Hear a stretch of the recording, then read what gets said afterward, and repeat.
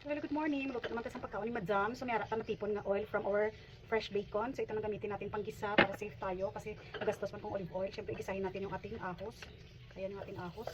So, habang sa school si Madam, tayo naman dito sa bahay ay magluto. Gisa-gisa lang natin. Natin ang ating sibuyas. Ating kamatis.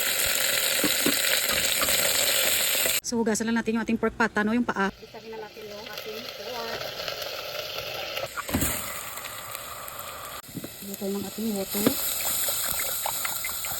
Ayan, takpan at palambutin. Walaan nyo na siguro kung ano yung ating menu for today's video. No? Kami saging, alam nyo na yan, automatic na yan. No? At lambot ng ating pork, ilagay na natin yung ating saba na saging. Oh. Yan. Na rin natin yung ating sitaw. And our cabbage. Yan. And charan! Kutsero for my madam. So pag nandito ako sa Cebu, I make sure na gulay talagang kinakain. Alam mo naman yung mga bata natin, no? Kain na ng kain sa fast food. At kung ano-ano, kaya na food poison ang madam natin. So ayan, para may masarap tayong pang partner, nagluto na rin ako dyan ng ating baringon, no? Ayan. Tama-tama lang naluto ko ng mga pagkain, dumating na yung ating madam. Kasi na ating potsero, ulam ni madam, sasawan at ating gulay. Ito na yung ating potsero. Ayan tayo ng gulay. Or pork na mataba.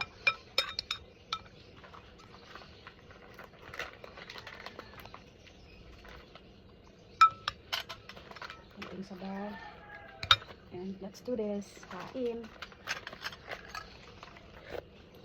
Perfect. Andyan si madam. Andyan saging ah. Sa kabilong.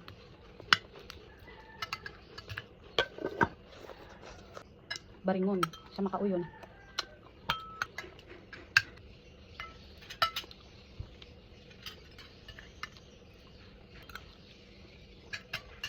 Thanks for watching.